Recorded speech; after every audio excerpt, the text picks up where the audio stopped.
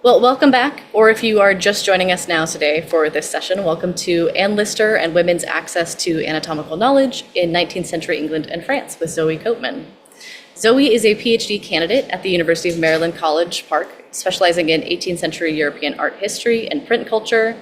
She currently holds the Samuel H. Kress History of Art Predoctoral Fellowship to complete her dissertation, Cankerous Femme, the European Mastectomy and the Semiotics of Surgery, at the Warburg Institute in London. Her research has also been generously funded by the Cosmos Club in Washington, D.C., the Swan Foundation at the Library of Congress, as well as departmental, college, and university grants provided by the University of Maryland. She has now published several interdisciplinary articles on the intersections of art, science, medicine, and literature, with 2 articles on the survival of classical iconography in women's 20th century health campaigns to be published yet this year.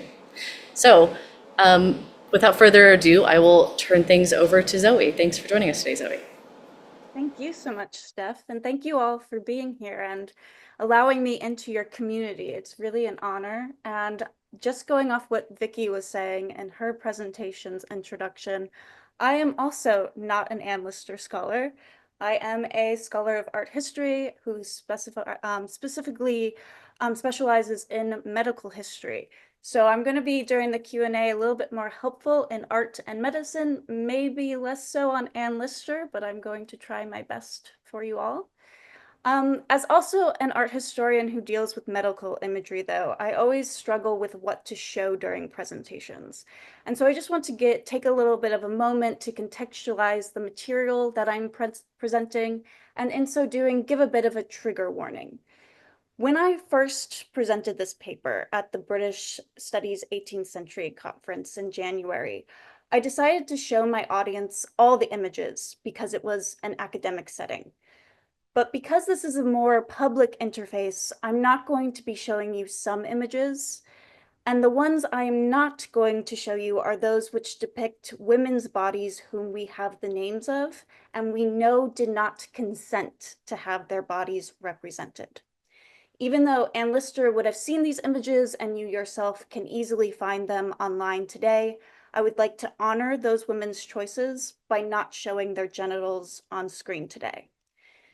That being said, I will be showing representations of other women whose names we don't have and yet probably did not provide consent either. And I'm an early career scholar. I'm still trying to figure all this out. I would really appreciate your opinion on the matter, whether it's correct or incorrect to show any of these images at all. But that's another discussion entirely. But just to let you get a feel for what's in store today, this is kind of a snippet view of the types of imagery that I'm talking about. And as Steph was saying in my introduction, the reason why I came upon Anne Lister was because of my doctoral thesis.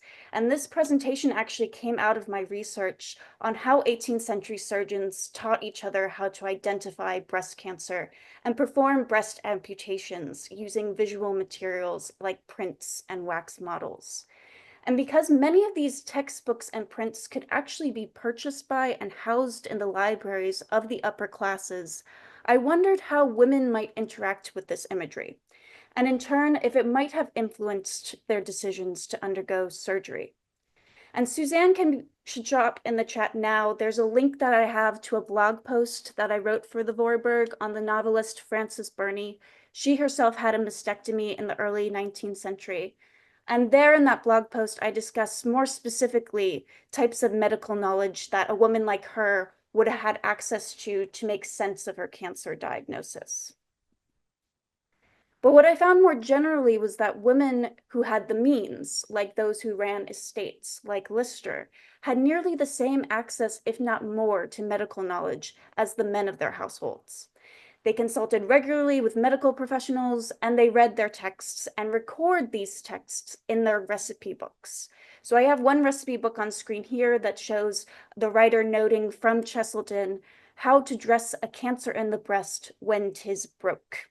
And this could have been from actually consulting one-on-one with Cheselden, the famous anatomist and surgeon, or it could have been just from recording it over from one of his textbooks. It's not very clear here which one the writer did. And just to clarify with that statement, this type of book, this recipe book, this would have been something passed down from generation to generation in a household. Usually it was the matriarch of an estate, the woman who ran the household, who kept these recipe books, and they would include food as well as medicinal recipes. But as you can also see here, they had minor surgeries. So women learned how to perform bloodletting, to do it on their household members and people of their community. And Anne herself knew how to bloodlet. Anne is, I think, in terms of understanding the amount of access a woman could have acquired in medical knowledge at this time, she's really no better case study, because her medical education aligns remarkably well with that of an 18th century surgeon in England. I have just these kind of columns here. In white is what she was actually looking at and doing, and that's in white you can see in 18th and 19th century. It's a lot of what they're doing as well, these surgeons. What's in yellow is what's kind of different. It's what's different there. And what's different is the fact that Lister didn't have an apprenticeship, she didn't have university studies in medicine, and she didn't have hospital training.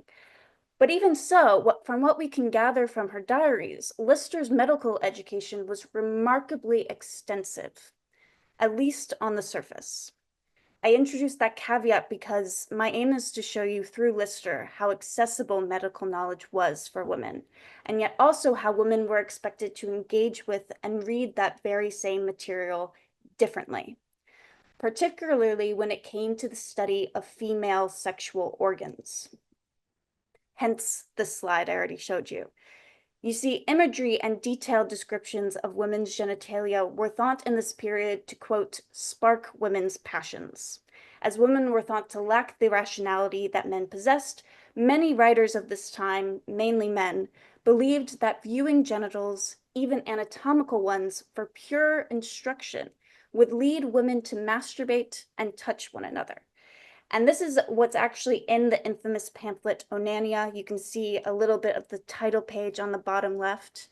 Lister read this in 1822, and this pamphlet is all about how excessive passions lead to, quote, tribadism, which is lesbian acts. And so you might be able to guess why it sparked Lister's interest in reading it. But this period really did believe that reading about genitalia led to lewd or even then criminal activities.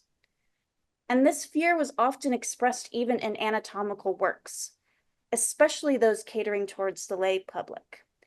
Like you can see with the popular midwifery text, Aristotle's masterpiece. In the very opening to it, its anonymous author claims, if it were not for public benefit, especially the practitioners and professors of the art of midwifery, I would forbear to that of the secrets of nature, because they may be turned by some lascivious and lewd persons into ridicule.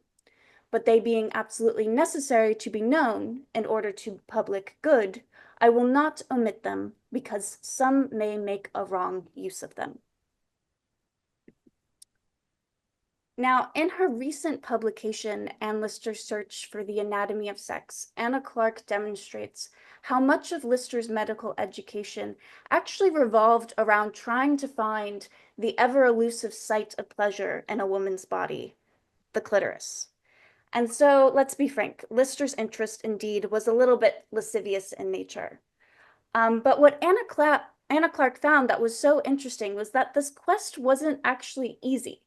Despite Lister learning of the existence of the clitoris from Aristotle's masterpiece in 1814, it wasn't until she apparently consulted the plates for Cloquet's anatomy in 1831 that she identified its exact location. For some time even, Lister actually believed that the cervix was the clitoris instead. And you can probably guess what happened, and I can explain more of that story in the Q&A if you like. But what Anna Clark does is she traces Lister's knowledge development about the clitoris as it relates to Lister's conceptions of herself and her sexuality, and I greatly recommend reading that chapter if you haven't already.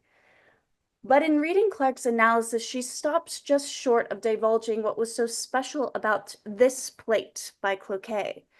And I, as an art historian, became fixated on that why.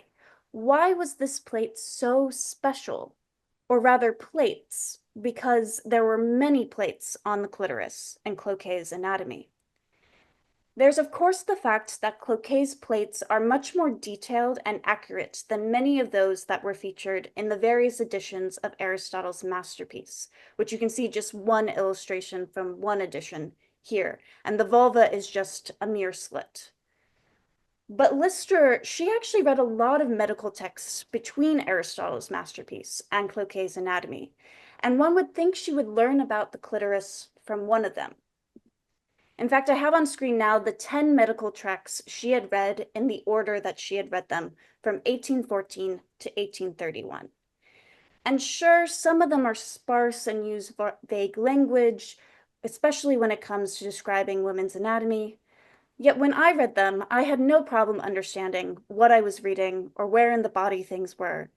And though I do read medical Latin, Lister was far more advanced in Latin than I will ever be. So I was still extremely perplexed as to how she could not know where the clitoris was. Especially because when these 18th and 19th century treatises mention the clitoris, they generally describe it as an object with both an external and internal presentation.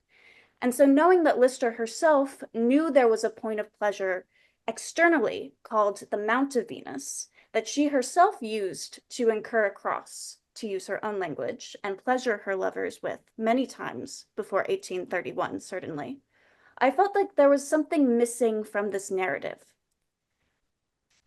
But then I rethought about it in terms of my own background and experiences.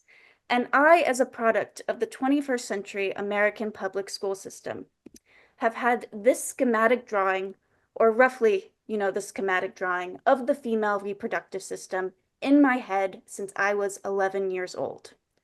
Lister did not. And because I'm an art historian, I thought perhaps then the fault might be an image, something that she had seen and developed as a reference point that might not be wholly accurate. Now, much of these texts, they do not have illustrations, but what I found was actually the very first anatomical tract that Lister read had plates in it, and those happened to label the clitoris.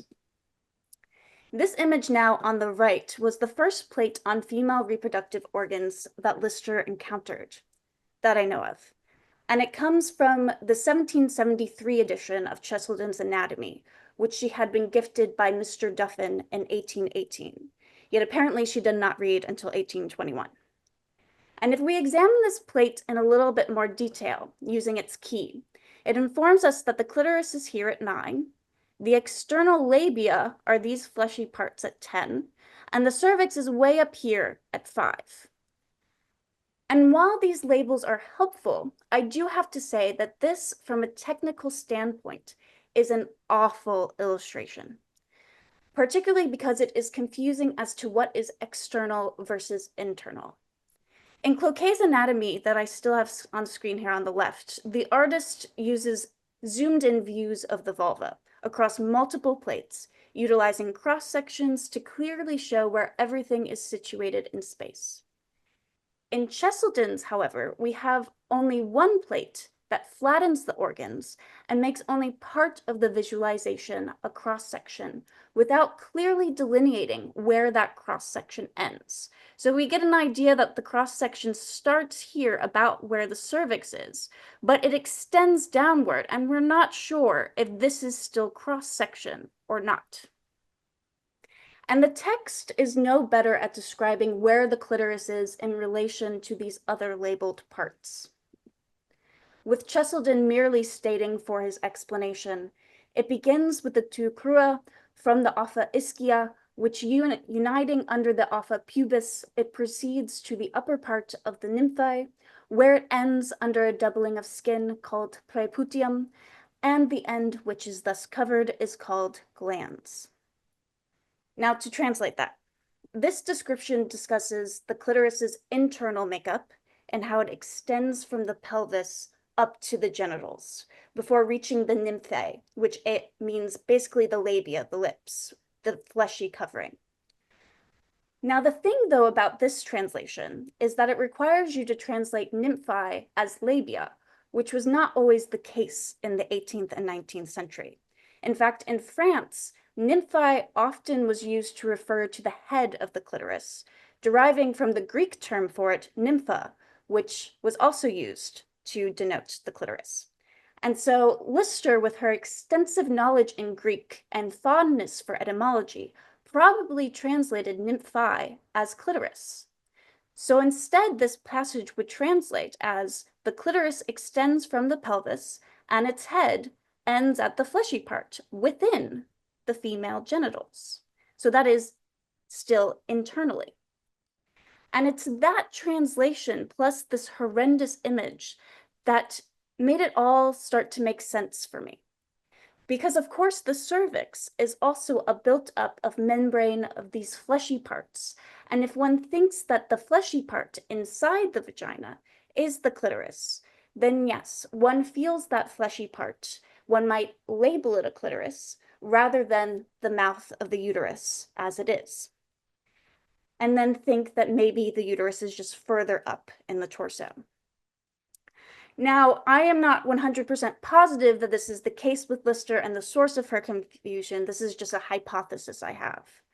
But what I want to impress here is that images are powerful, that they can continue to influence how we process new information, even when presented with clearly countering evidence. As just one other example, Lister had actually read Sarlandier's atlas before Cloquet's, which, as shown on screen here on the left now, includes beautifully detailed plates. But they also show the clitoris in this fleshy red area that, if you already thought the clitoris was inside the vagina, would only reconfirm that assessment, because once again, the lack of clarity over where the cross-section in this plate is as well. Now, that all being said, unfortunately, Cheselden's illegible print did not solve all my questions. What I still found perplexing was that Lister did not just read texts to learn about human anatomy. She also went to medical museums, looking at their wax collections and anatomical preparations, like at the École de Médecine in Montpellier that I have a picture of on the left. And that museum possessed models of female genitals that was used to teach about female reproductive system, as well about various different skin diseases like syphilis. And even before reading Cloquet's tract, Lister had attended a dissection on specifically sexual organs in Paris at the Jardin des Plantes, performed by her primary instructor of anatomy, Georges Cuvier. And Lister, in fact, specifically sought out Cuvier to work with and attend his lectures to learn about anatomy from him. During one of them, in 1831, before she finds out about the clitoris, Lister noted in her diary that she learned about the hymen and the uterus from Cuvier, from one of his dissections. Yet evidently she still did not learn the elusive organ, the clitoris's location. It was not mentioned by Cuvier to her clearly. A fact I found even more odd because her teacher, Cuvier, was also obsessed with the clitoris. And when I say obsessed, I mean it. He was treated by his contemporaries as the leading scholar of the clit during his time period. And it seemed odd to me that Lister, with her own obsession, wouldn't learn about it from him. Unless, perhaps, propriety had something to do with it. What one must consider is that the lectures and the public displays that Lister had attended until she found the clitoris in Cloquet's anatomy, these were all meant for mixed company. Of course, Lister asked if the anatomy lectures at the Jardin des Plantes were open for women, and happily the answer was yes. She sometimes brought along female acquaintances, remarked seeing other women in attendance at these dissections, and of course, many medical museums and carnivals around France and England were essentially dime museums. They were open to anyone who could afford the nominal entry fee, where you could see skeletons and wax models and even jars of people's various body parts. With Lister's interest in the clitoris, Evidently, none of these displays focused on female pleasure. Instead, as with the famous Anatomical Venus, these mixed displays taught the public about women's bodies solely in reproductive terms, focusing on sexual organs internally rather than externally. And it's this aha that made me rethink even the literature that Lister had read between Aristotle's masterpiece and Cloquet's Anatomy. And that until Lister got to Solondier's atlas over here in 1831, most of these other textbooks were either outdated, written for a public audience, or lacked and or had separate plates that Lister could not get her hands on. She tried many times with her circulating library to get the latest in medical literature, but she either couldn't get them at all or could only get the texts and not the plates, so the illustrations were not available to her. In fact, Cloquet's plates are all sold separately in Volume 3, and even some versions of that illustrated Volume 3 do not include the plates on female genitals. The only reason Lister was able to view them at all was because she had hired a medical student, Monsieur Juillard, to teach her human anatomy while in Paris, and he shared his knowledge and library with her. What this all illustrates is that women of the early 19th century could have access to incredible amounts of medical material. But for various reasons, that material was still controlled and made purposefully obscure to them, particularly information concerning their own sexual organs. Now, with the remaining of my time, there is one more important aspect of Lister's anatomical studies that I would be remiss if I didn't explain. When I first presented this study at BSEX, I highlighted one of the images from Cloquet's Anatomy that I have now taken out of this slide.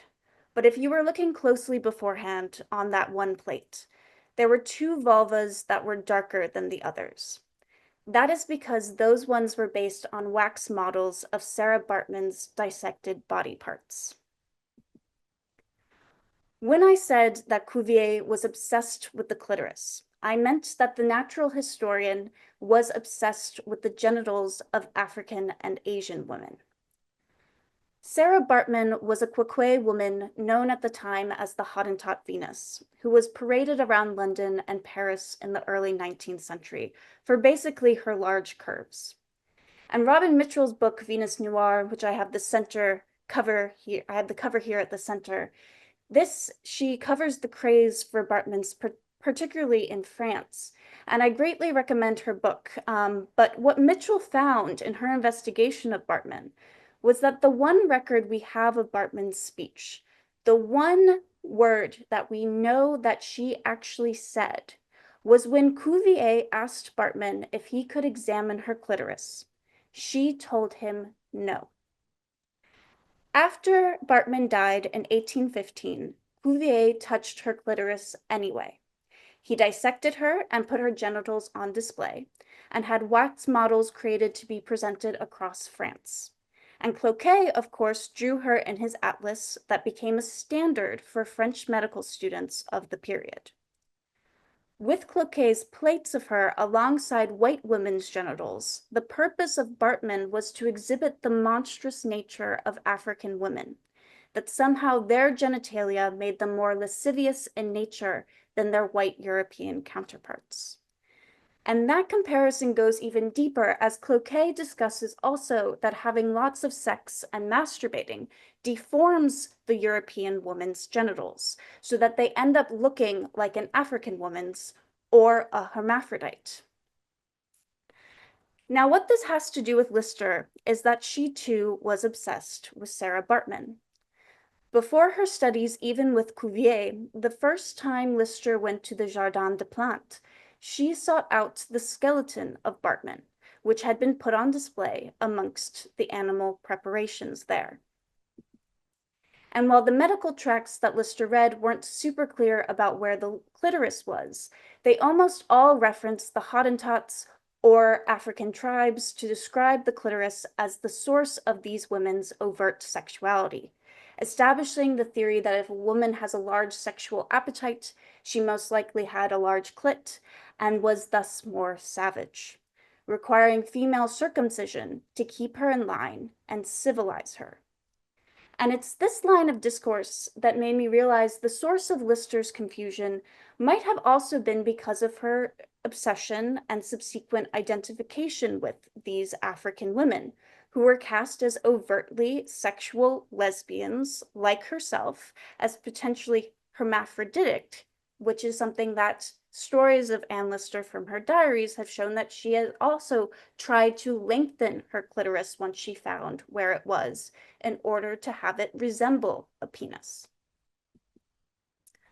And this made me also rethink how she might have engaged with Cheselden's anatomy, because the very next plate after the European woman's uterus is a plate on African hermaphrodite.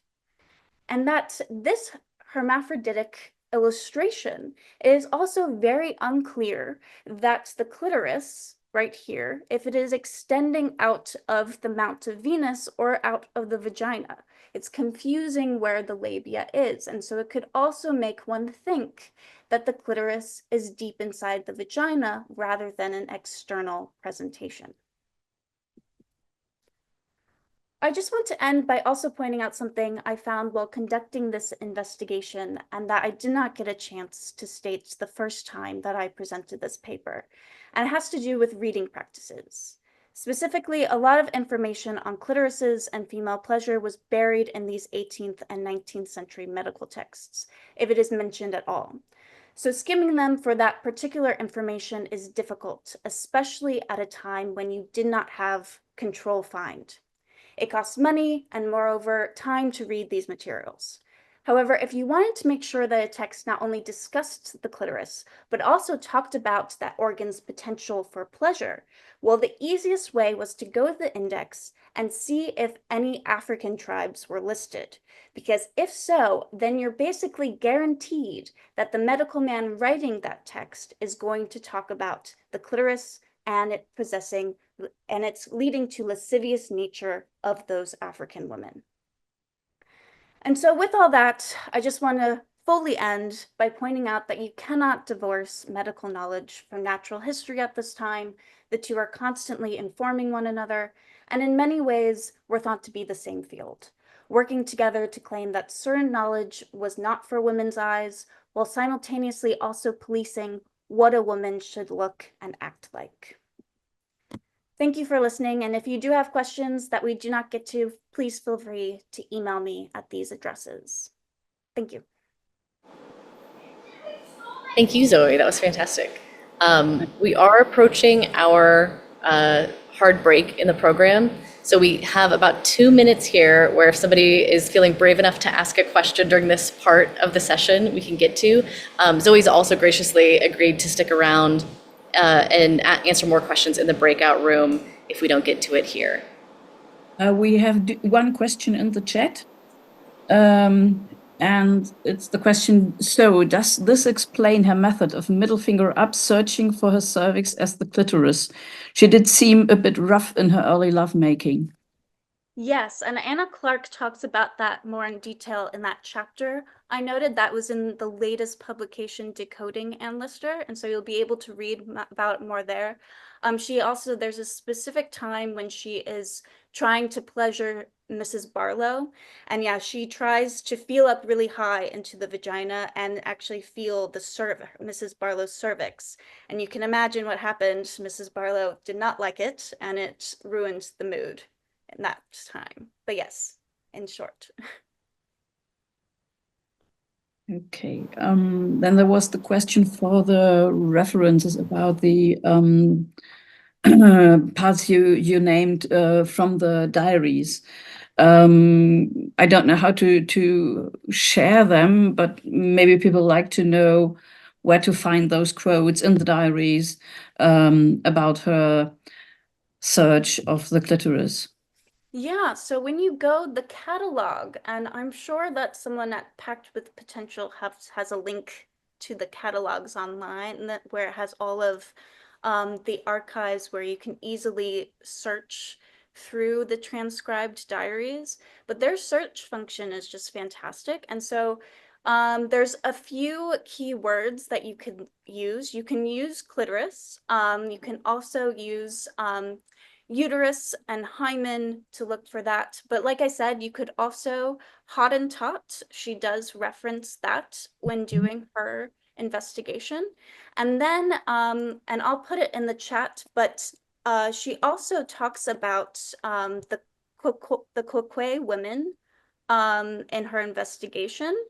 But she spells it like that instead of Quoque is spelled Khoe, Khoe, but because it's pronounced Quoque, she writes it the way that it sounds. But I can also later on in the meeting today come up with some more key terms that'll be good for people to use in searching through those archives. Thank you. I mean, the tragedy is that when she dissected with Monsieur Julliard, they never had a female body. I mean, they had this head, but not when they dissected the babies. And so maybe that would have been more interesting for her than to dissect male bodies. I don't know. Yeah, definitely. And it's she also had a skeleton, they bought off the market. And yeah, a lot of the children. And that was something also that came up in my research that was particularly interesting to me is if you compare what she just decides to code versus not code in terms of her dissections, she doesn't code anytime she dissects a animal or even the criminal's hand. She leaves that in plain text. But anytime that they're dissecting like a fetus or they're dissecting a person where it's not clear actually where Mr. Julliard got the body from, she completely obscures that in code. So clearly there's something there about, propriety in terms of not wanting people to know that she's potentially doing criminal acts at this time. And she never mentioned it to anyone except one time to the Hobart that she actually dissected. All other only knew that she took anatomy lessons and not what she really did. There is another question before we go to the breakup room. Where was it? Yes, it says, explain again why you didn't share some images. Yeah, I think, and Deb, I very concisely, thank you, Deb, answered that. But yeah, this is something that as a early career scholar and somebody who studies medical imagery, thinking about consent is on my mind constantly. And so I think as I go forward, if I know consent wasn't involved, I'm going to decide not to show those images because we know. But then it also makes me question, well, a lot of these women, the other women, the white women that Cloquet drew were all his patients. And so there's, even if they might have said that they were okay with being drawn and putting in this publication, there might have been some coercion involved. So it's something that I'm just constantly thinking about navigating. And yeah, like I said at the beginning, if anybody has any ideas there, I'm just all ears. Okay. Breakup room, Steph? Yes, okay. So we've got just under 30 minutes to take a hard break. We encourage you to stand up, walk around, go get something to eat or drink. That way we can see you back here refreshed and energized to play Dawdling and Fiddle Faddle. We'll send you off to the breakout rooms now. And again, if somebody has more questions for Zoe, I'm sure she's happy to answer them.